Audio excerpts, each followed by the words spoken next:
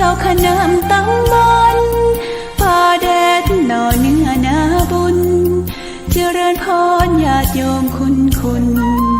ร่วมบุญร่วมแรงศรัทธาพระเจ้าทันใจคู่วัดวังสิงห์คำบารมีเลิศล้ำญาติโยมเลื่อมใสบูชาครูบาเจ้าศรีวิชัยให้พรมวลมิตรสิทธาพระประจำวันเกิดเสริมดวงชะตา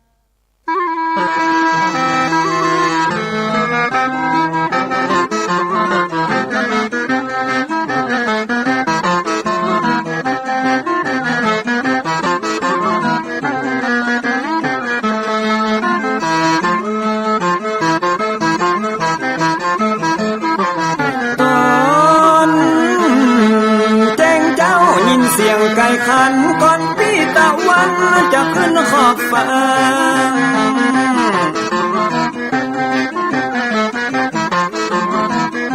จะหันแสงทองทอแสงเจิดจ้าจัดการล้างหน้าอาบน้ำแต่งตัววันเริ่มต้นใหม่อย่าได้วันกลัวอย่าได้คุณมัวกังบนโศกคอน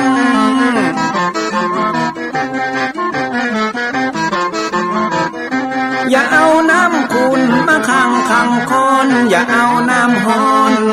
มาลวงหัวใจฮ้อนอ้วมอารมณ์คุณคองตอนฮับวันใหม่นี้น้อง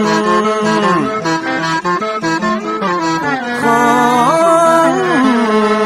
ได้น้อมเอานำทำคำสอนของพระชินวรประเสริฐเลิศล้ำ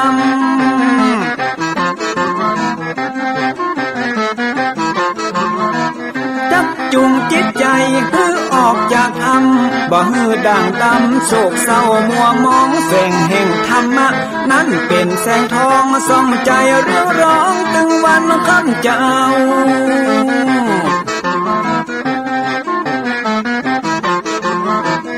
เอาศีลมานำเอาธรรมมาเฝ้าคือจิตใจเฮาจุงเย็นฝ่าฟันทุกเห็นต่อไปหน้าจะบ่ไหววันแต่เนิ่นเชิญพี่น้องมาฟังรายการธรรมะเบิกบานตอน6 โมงเจ้า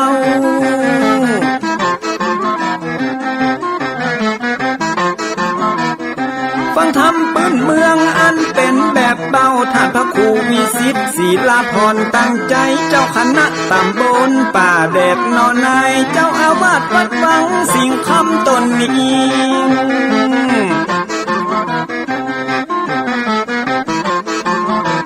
อนุรักษ์ของเก่าล้านนาก่อนกี่คือลูกหลานเฮาตีเกิดมาด้วยกันรักษาของดีเก่าเกลือได้อยู่กู้ถิ่นล้านนา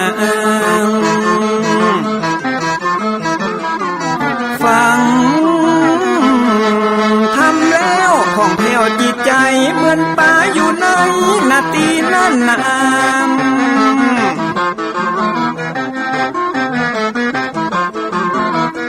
เหมือนไม้สลีอันมีไม้กำเหมือนเสืออยู่ธรรมดงดอยคุณเขาสุขของมนุษย์ยิ่งใจหมู่เฮาสุขที่ได้เอาธรรมะห่มตุม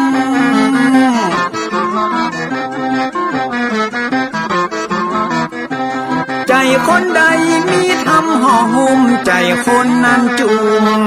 ใจบ้านมันอยู่วิมานเวียงวังจันแก้วบ่มีในเต้าแล้วน้อง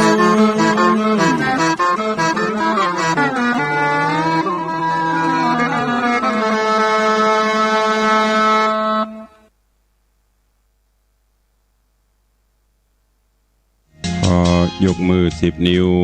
กราบนอบน้อมยังพระติรัตนเกี่ยวเจ้าตั้ง3 ประการอันมีพระพุทธพระธรรมพระสงฆ์อันเป็นสรณะที่เปิ่งที่เคารพนับถืออันสูงสุดในชีวิตกราบคารวะแตบไตไวสาปุญญาปารมีธรรมพ ระมหาเถรานุเถระเจ้าคณะพระสังฆาธิการภิกขุสงฆ์สามเณรจุตนจุองค์อันหมายมีพระเดชพระคุณหลวงปู่พระเทพโกศล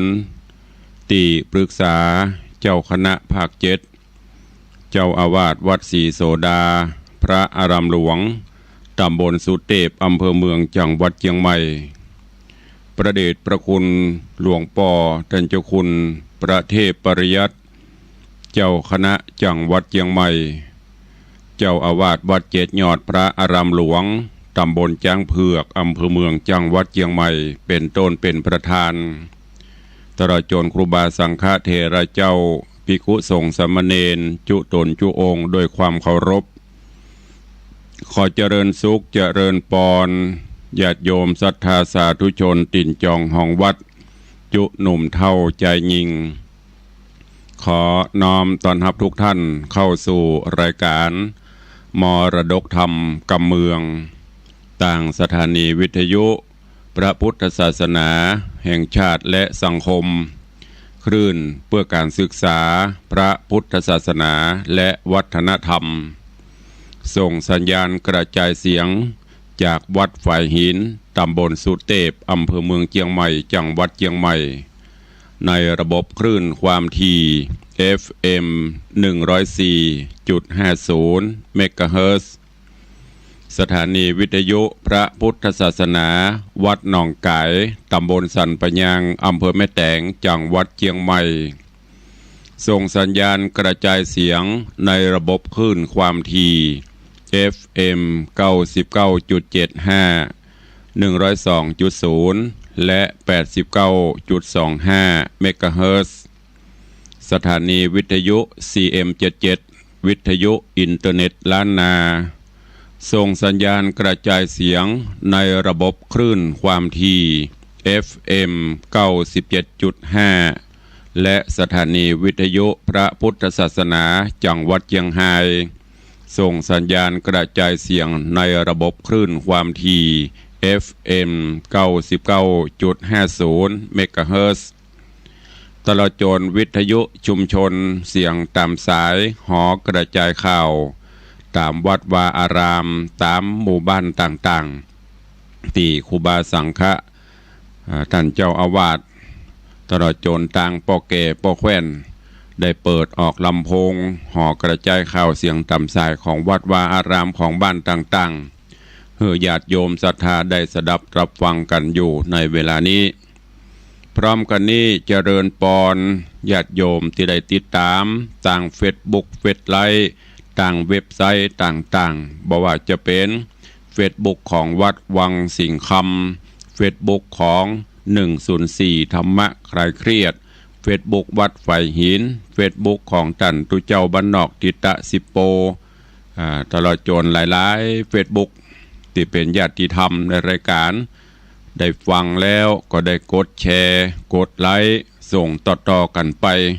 เพื่อให้ญาติธรรมได้สดับฟังเสียงธรรมะกันอยู่ในเวลานี้เราก่อนแล้วแชร์ได้กดแชร์ไลฟ์อาตมภาพพระครูวิสิทธิ์ศรีลาภรณ์เจ้าคณะตำบลป่าแดดเจ้าอาวาสวัดวังสิงห์คำตำบลป่าแดดอำเภอเมืองเชียงใหม่จังหวัดเชียงใหม่เป็นผู้ดำเนินรายการก็นำธรรมะสาระปืนบ้านปืนเมืองทำข้าวมาเทศนาฮือท่านทั้งหลายได้รับฟังกันเป็นประจำถึงวันตั้งแต่เวลา6 โมงถึง7 โมงเช้าโดยประมาณยกเว้นพี่น้องที่ฟังสัญญาณ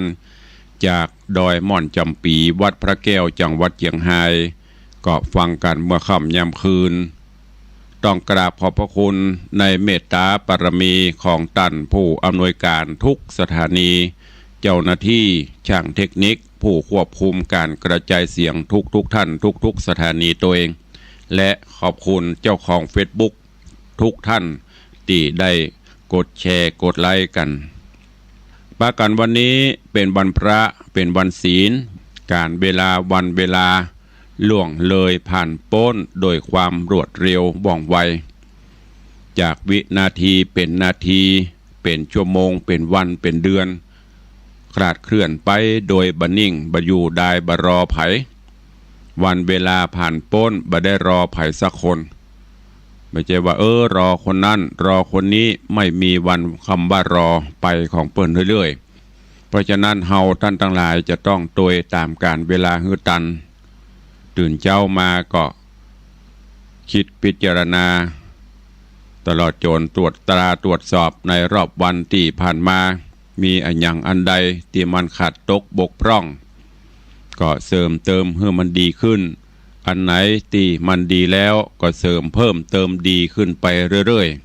ๆวันนี้เป็นวันพระวันศีลทางรายการที่ได้จัดมาโดยตลอดเมื่อวันพระวันศีลมาถึงก่อนที่จะได้ฟังน้ำฟังธรรมก็จะได้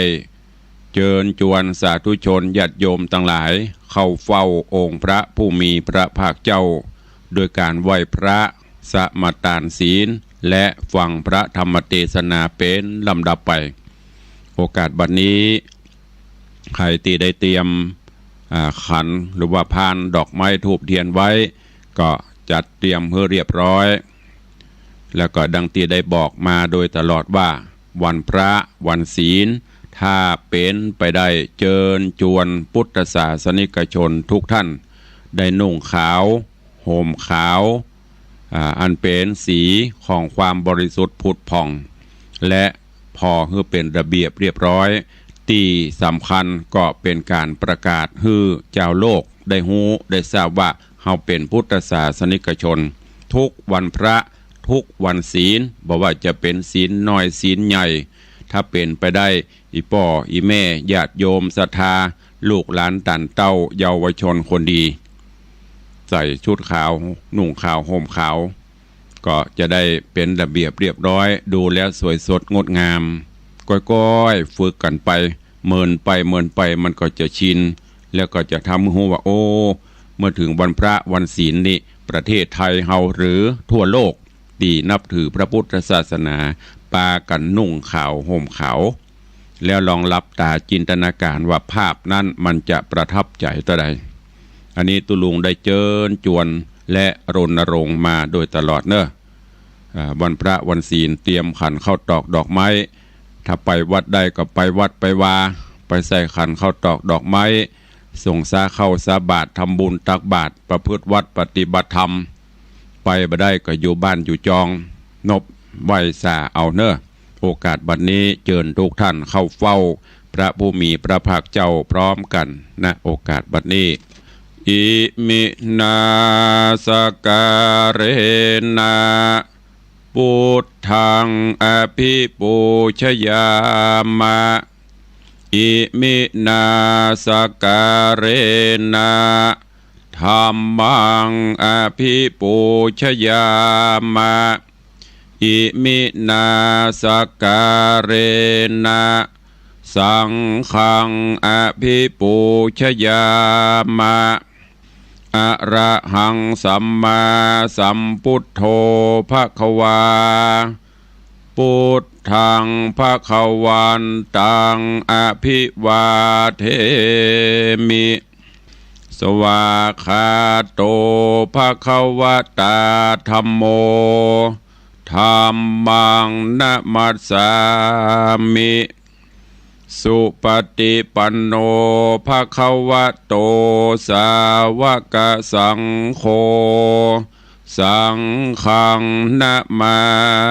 มิหันธรรมยังพุทธัสสะภควโตบุพภาคณมกาลังกะโรมะเสนะโมตัสสะภะคะวะโตอะระหะโตสัมมาสัมพุทธัสสะนะโมตัสสะภะคะวะโตอะระหะโตสัมมาสัมพุทธัสสะนะโมตัสสะภะคะวะโตอะระหะโตสัมมาสัมพุทธัสสะอิติปิโสภะคะวะอะระหังสัมมาสัมพุทโธวิชชาจรณะสัมปันโนสุขโตโลกวิทู อนุตตโรปุริสาธัมมัสสารถิสัทธาเทวมนุษย์สานังพุทโธภควาติสวากขาโตภควตาธัมโมสันทิฏฐิโกอากาลิโกเอหิปัสสิโกโอปนะยิโกปัจจตังเวทิตปโปวินยูหิติสุปฏิปันโนภควโตสาวกสังโฆอุชุปฏิปันโนภควโตสาวกสังโฆยายะปฏิปันโนภควโต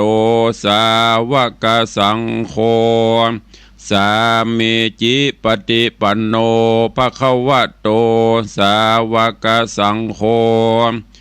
ยะทิทางจัตตาริปุริสายุคานิอัฏฐาปุริสาปุคลาเอสาภควโตสาวกสังโฆอาหุนยโยปาหุนยโยทักขินยโยอัญชลิกาลนิโยอนุตตรังปุญญเขตังโลกัสสาติได้ไหวพระนบธรรมจุ่มอกเย็นใจแล้วตอนนี้ไปตั้งอกตั้งใจสมาทานหับศีลเนอมะยังพันเตติสาลาเนนะสังหาปัญจสีนิยจามาตุติยัมปีไม่ยังพันเตติสาลาเนนะสังหาปัญจลานิยจามาตติยัมปีไม่ยังพันเตติสาลาเนนะสังหาศีลานิยจามานะโม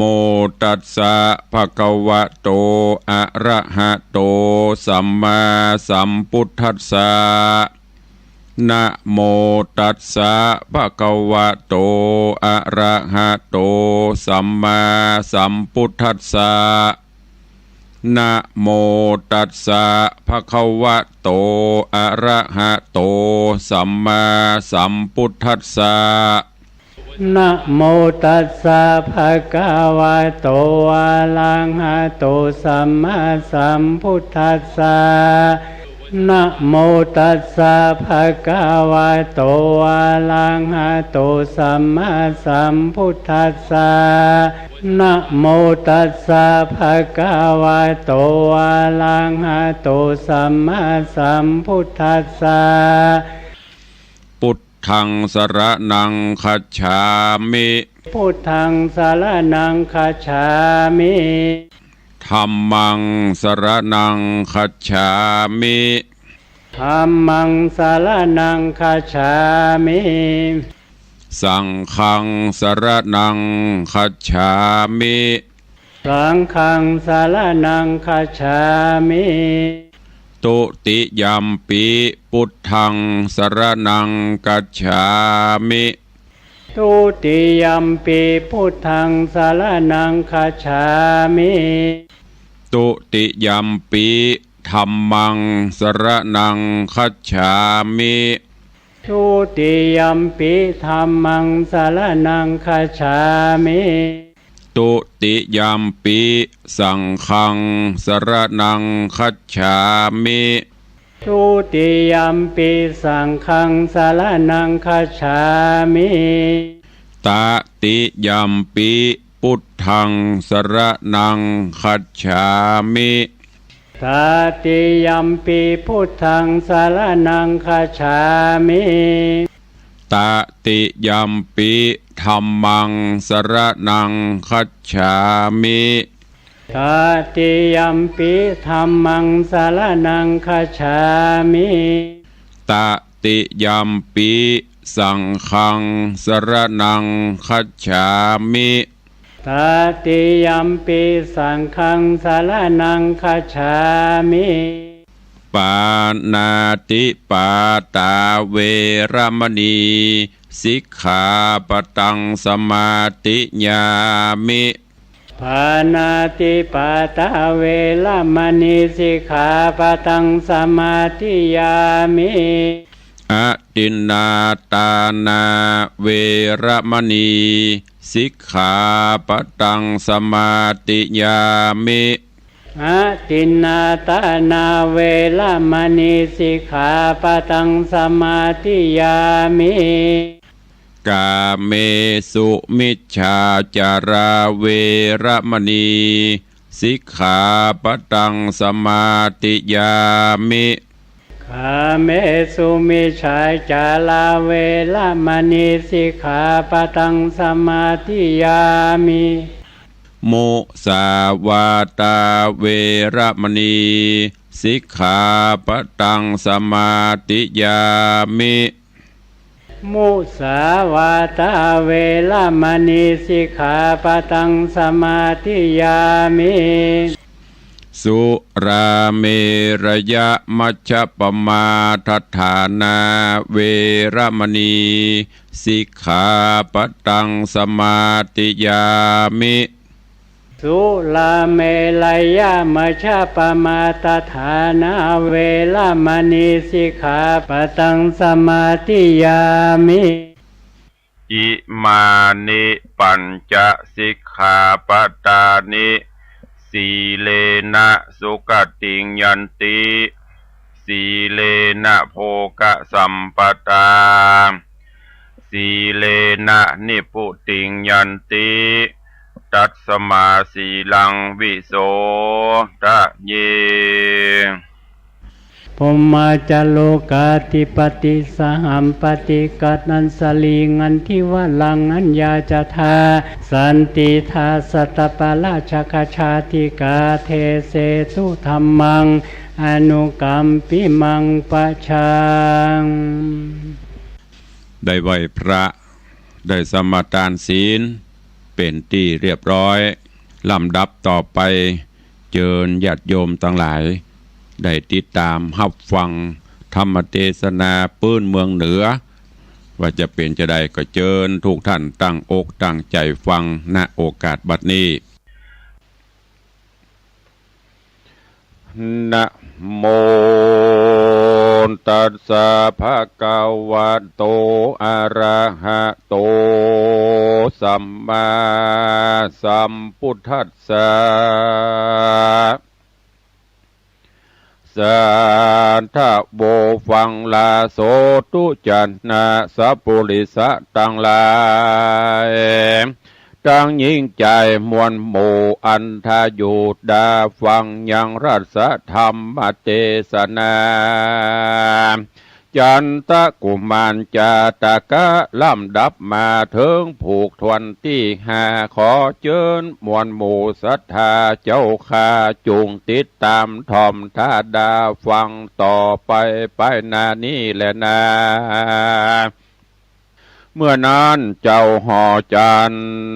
ห่อใจยศใหญ่บ่อใจใส่เอากรรมเต้าจักกะตำฟันฟาดหือชีวิตขาดสันเดียว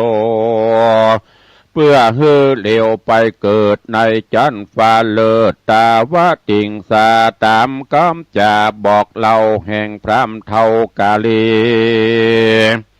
ยามนั้นเศรษฐีตั้งสีนาบอกรีบานใสย้อนมีใจปั่นบากลัวได้ความนาดับขันจริงปากันขับไว้ซึ่งเต่าไทยผาปลา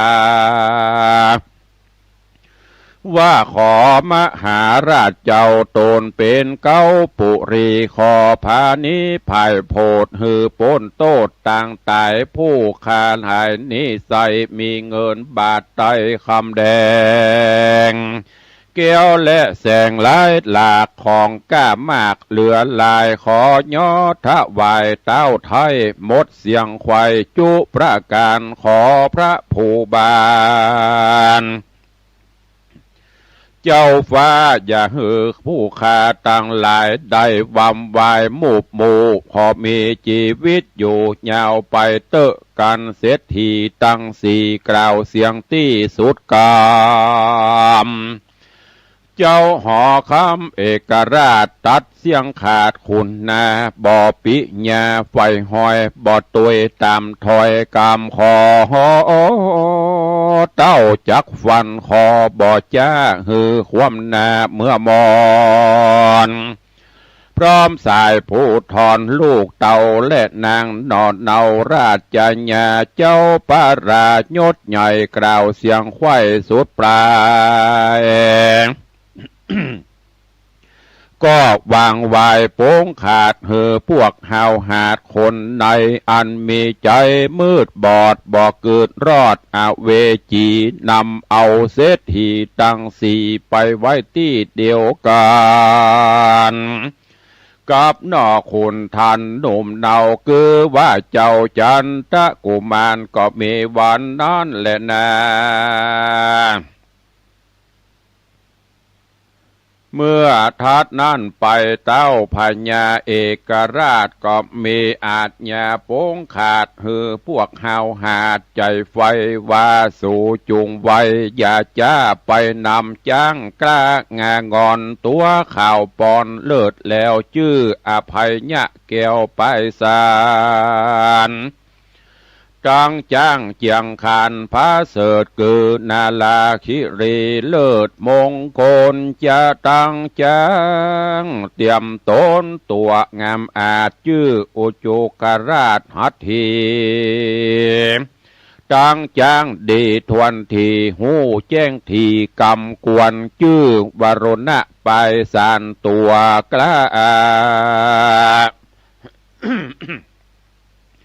หุมต่อตาสงครามเข้าสนามภาพสู่บ่อหอนหูรอราสู่จุงนำมาหืดใดพร้อมทวนควายเรียวไวทาดนั่นไปแถมเล่าจุมสู่เจ้าตั้งลาจุงพันภัยอย่าจ้าไปนำเอามาตัวดีชื่อเกสีมาแก้วอันอาจหือแล้วมโนนายตั้งมาตัวไปไวแว่นเจอสุภามุขะแกวนพระโจรตั้งมามงคลตัวกลามีชื่อว่ามีชื่อว่าปุณณมุขะอาชางามปอตาเลิศแล้วตั้งมามิ่งแก้ววินตะกะเตรียมใจนำมาไว้มัดไว้ในที่ไกลจอมกันทัดนั่นจูงเรียวปานไว้วาดนำงัวอุสุภราชแถมสีตัวหนึ่งจืออายุทธบดีพาเสดตัวหนึ่งจือโมทกาเลิศมูลเมืองตัวหนึ่งจือนิสภะเรืองสองโลกตัวหนึ่งชื่อขวัมปฏิโลกดับหายตัวเงางามลายตั้งสี่อันกูจี้เป็นตราสู่จุงนำมามัดไว้ในที่ไกลบัดเดียวแล้วจุงรีบเร็วดาไว้ยังของเครื่องใจจุอันเพื่อปู่จะยันวันผู้กาละถูกยามงายอันหนึ่งสู่ตั้งลาทวนนาอย่าอยู่จ้านานไปจูงเร็วไว้ด่วนหาวไปสู่ดาวสนาม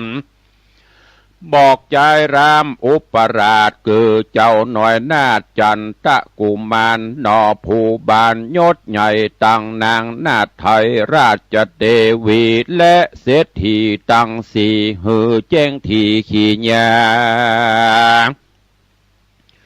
ว่าคนใดนะใครอยากยังของจอบปากอาหารเข้านมหวานหลายสิ่งลูกไม่ยิ่งนาจุงฮือหามาไว้เลี้ยงอิ่มใส่ตามใจ หนึ่งคนใดนั้นเล่ามีลูกเต่าใจหญิงคนเตรียมขิงแนบข้างกันไฟอ่างเจยจมอภิรมลูกอกน้อยตั้งกู้หอยสิเนหาจูงตามผ่าทันนาเกิดควายตามมักไฟขะนิ่งในอันหนึ่งคนใดนั้นโสดมีมีดเกี่ยวสหายตั้งแต่นายเท่าแก่และพ่อแม่เอาอาจูงสั่งลาเก็บหอยเป็นปางซอยสุดปลายเหตุเขาตั้งลายจุผู้บอดใดอยู่นานไปกันตาวันใส่ผู้เจ้ากูนี่เล่าจักฟันหืดดับขันเสียงไข่บ่เว้นไว้คนใดการเจ้าห่อใจห้าวหาดสุดเสียงขาดราชองค์การจุมคนหานแกวนใจก็ฮับสะใสไปปันต่างปากันด่วนหาวตามอาจญาเต้าจุประการก็มีหันและนาอาถาในกาละนอนใส่เต่ายศใหญ่วัสวัสดีตั้งนางเทวียศเงาอันเป็นพ่อแม่เต่าเอกราชาหากจะลาแก่เท่าหูว่าลูกเต่าใส่ใจสะเวยเวียงใจภาพดาวนั่งแตนนาเต้าโอแตนนาโตโอโหลงเมาบนมืดบอดสวะละตอดกองทามจะกระทำกรรมหยาบอันเป็นบาปเหลือลายคือว่าข้ายิงใจลูกเต่านางนอดเนาเทวี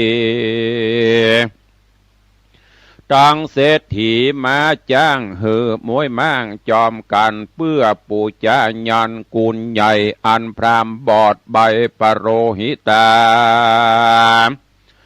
ได้ทุนสาจุล่อลวดใจหม้อตัวยกำฮือคนนานนำใหญ่น้อยได้ตำก้อยมองขี่นางเทวีแม่ไทยโอดบอดได้เหลือใจก็กลาไกลย้ายบาทจากภาษาแดนตนโดยเรรนบ่อจะไปอยู่ต่อหน้ากองตาแห่งพญาเอกราชแล้วโอกาสก็ไปว่าดูแล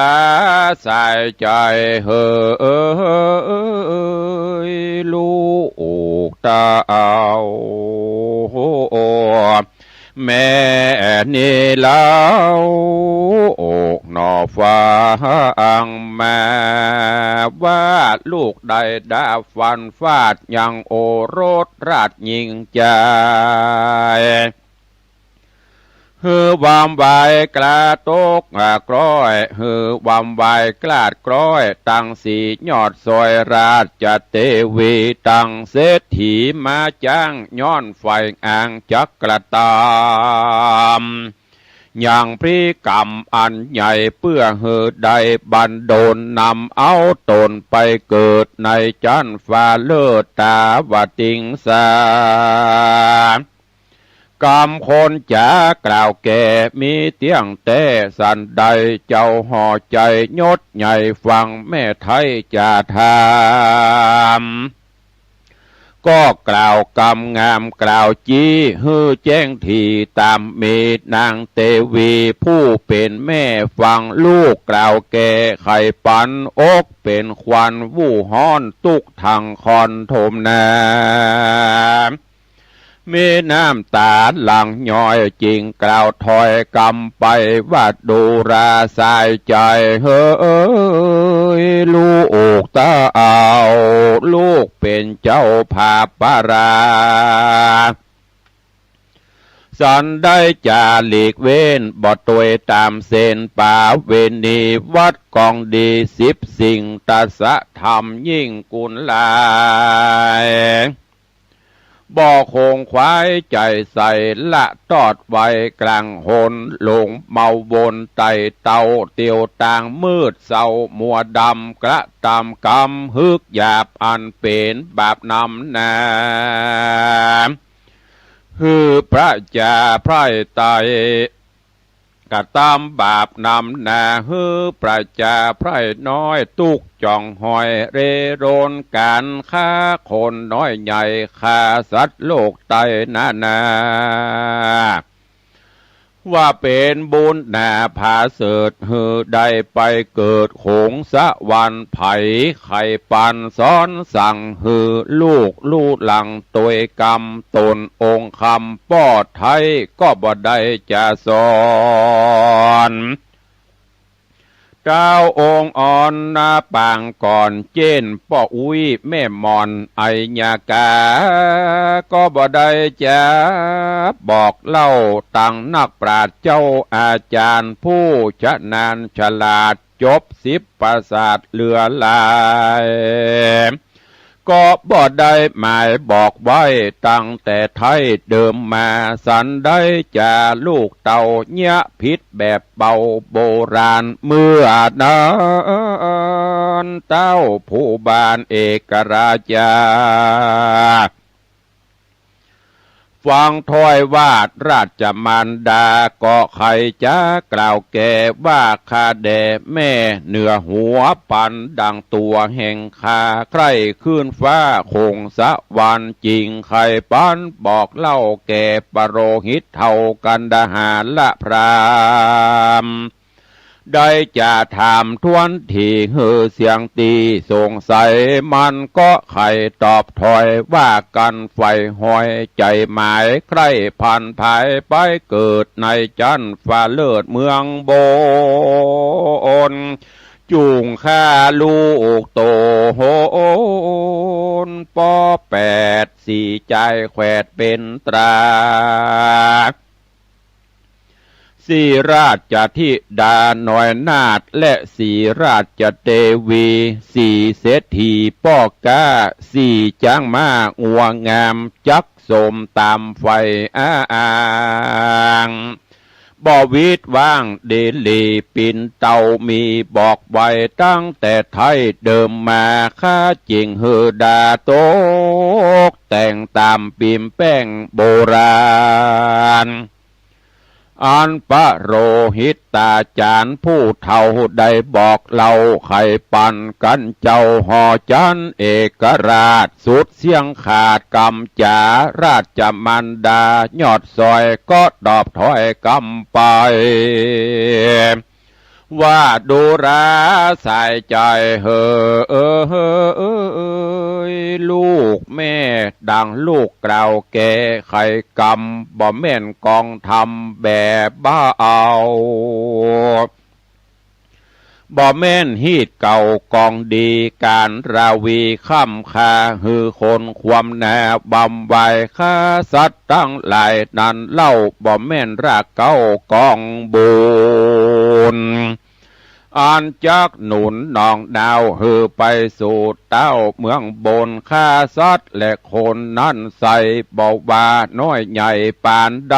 ย่อมเป็นปัจจัยจองก้องนำไปสู่ห้องอบายนักปราชญ์หลายแต่ไทยได้สอนบอกไว้เป็นตราสันได้จาลูกเต่าฟังกำปู่เท่ากาลีจุงพิจารณาดีสั้นส่องเฮือแม่นจ้องกองธรรมงดเว้นกามฮึกหยาบอันจักเป็นบาปติดตัวปล่อยสัตว์และคนจุผู้ฮือเขาได้อยู่ตีขาการราชมารดาแม่เจ้าใครบอกเล่าสุดกรรมเจ้าห่อคำยดเย้าผู้ภาพดาวบุพพวดีก็ใครว่าตี ตอบเล่าว่าข้าแด่แม่เจ้ากุณหนาข้าฮื้อแต่งดาไว้พร้อมเสียงควายจุอันตามกรรมไข่ปันบอกเล่าแห่งคุณเก้าปโรหิตาข้าบ่วางละขาดคือบ่อาจตามกรรมแห่งองค์คำแม่ไทยขอแม่ไทยเตวีจงรีบหนีคืนสู่อย่างที่อยู่เร็วไวอย่าได้ใครกล่าวจี้ซ้ำทวนทีลายตีเดเตอเมื่อนันราชมันดาผู้เท่าฟังลูกเต่าไข่จา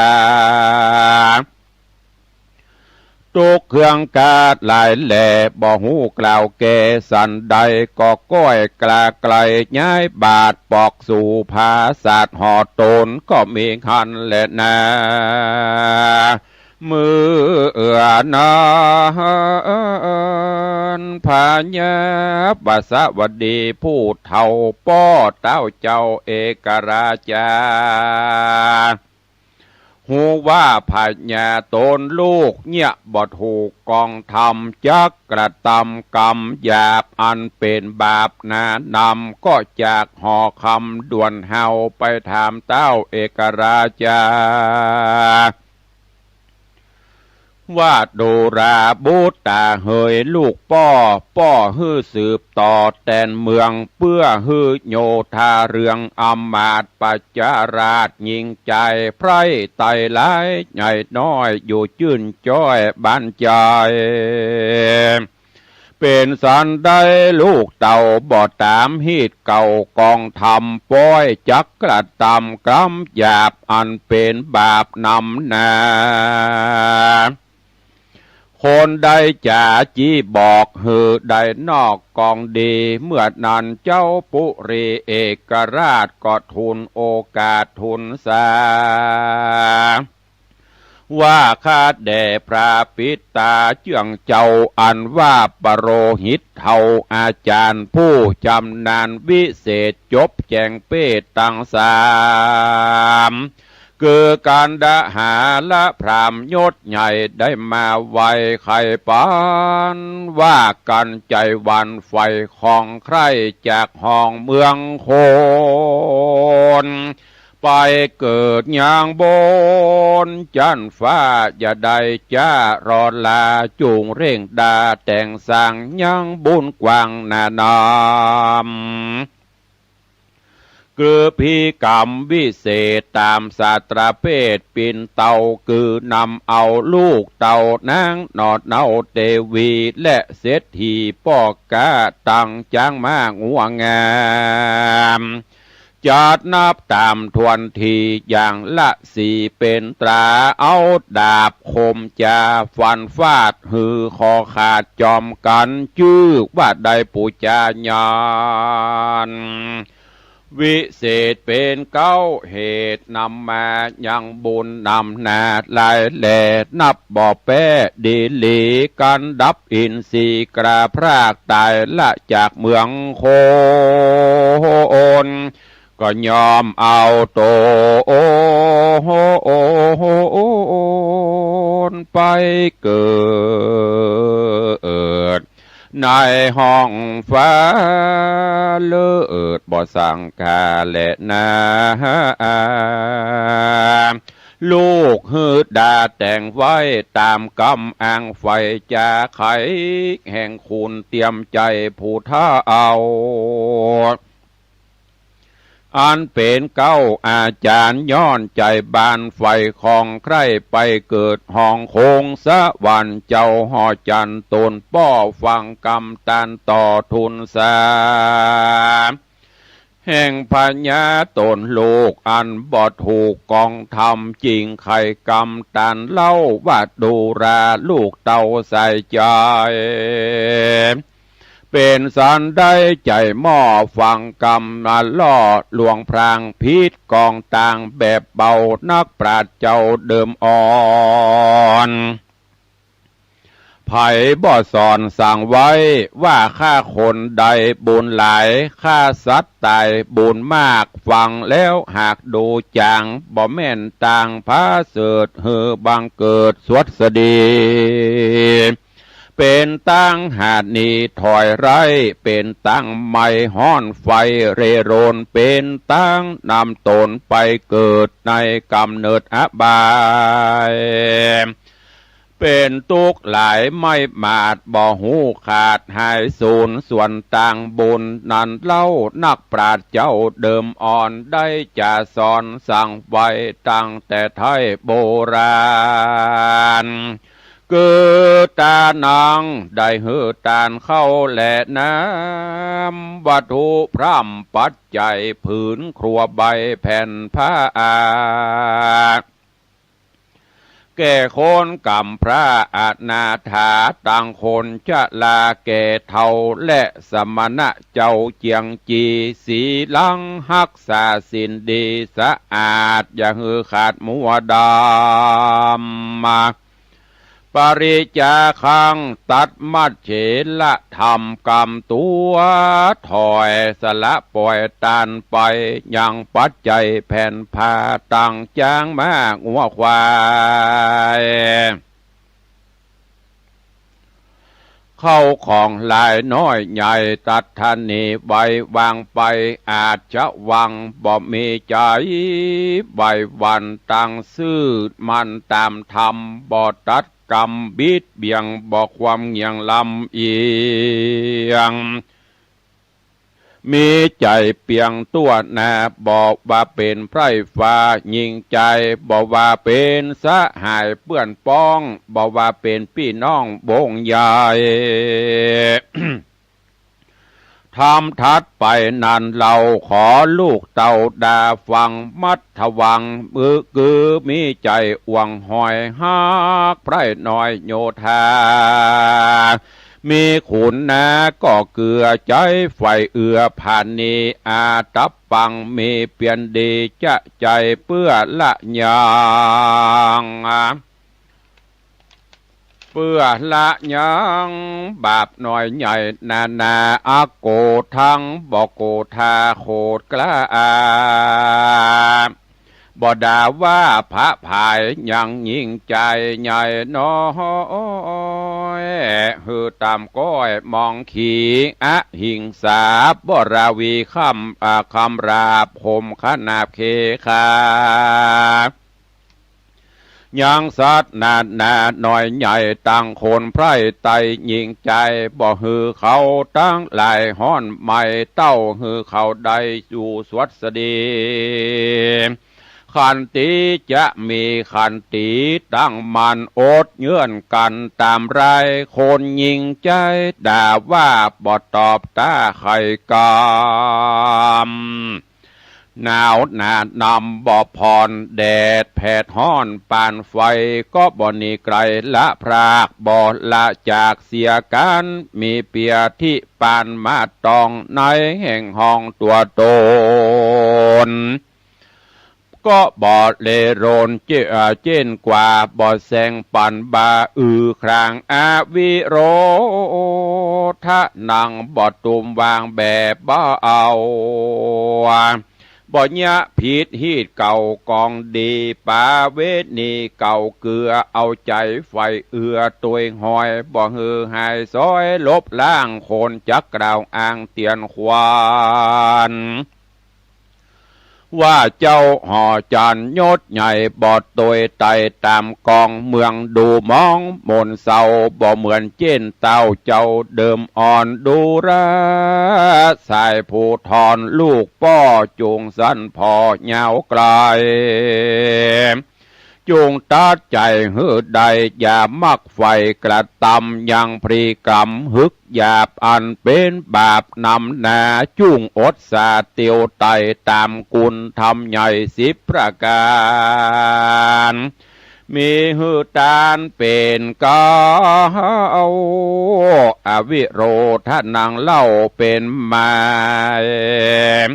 เป็นตั้งผ่านภายพาเสดหือบังเกิดสวัสดียามดับอินทรีย์ ดังนี้เป็นตนแบบบัดนี้แดเตอร์ตังคนันเยวะในขณะนั้นใส่หนอปาฏิไว้ทะลงยานคือจันตะกุมมานอุปราชก็เกิดขวาดขะนิ่งในบ้านน้องเตรียมใจใหญ่หน่อยตังนางยอดซอยเตวีตังเศรษฐีจางมาจักใดความนามรณาจุมญาติกาพ่อแม่ตังเท่าแก่ตานายแห่งคนตังหลายนั่นใส่เตี้ยงใดห้อนไม่ขี่โคมตุกทองถมไม่เดือดบ่หูแห่งเหือดเบาบางย้อนตัวเฮานี่เล่าหากเป็นเก้าปามีเจ้าปุรีไพร่ไตหูแจ้งไข่ขี้ยาก็จากนินตาเล่าเศร้าไปฮอดดาวแดนไกลกวนเฮาเรียวไวไปไวขอพระพ่อไทยผู้มีได้ผ่านนี้ภายโพดฮือเปฮือโปนโตดต่างตายฮือคนต่างหลายม้วนหมู่ได้ต่างอยู่เมินไปกันคะนิ่งในเมียนแล้วเจ้าหนอแก้วจันตะกุมารก็ไปทูลสา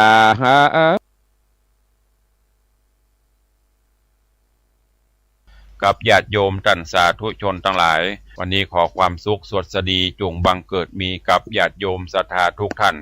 อยู่เย็นเป็นสุขจุ่มเนื้อเย็นใจขอให้มีสุขภาพพลานามัยสมบูรณ์แข็งแรงเหมือนกันจุตนจุองค์จุผู้จุคนเนอ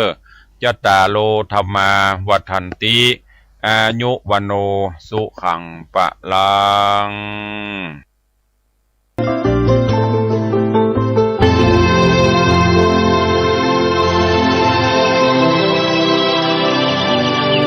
วันนี้เป็นวันพระขอเรียนเชิญพุทธศาสนิกชนทุกท่านมากลั่นจิตให้ใสกลั่นใจให้เป็นบุญด้วยการให้ทาน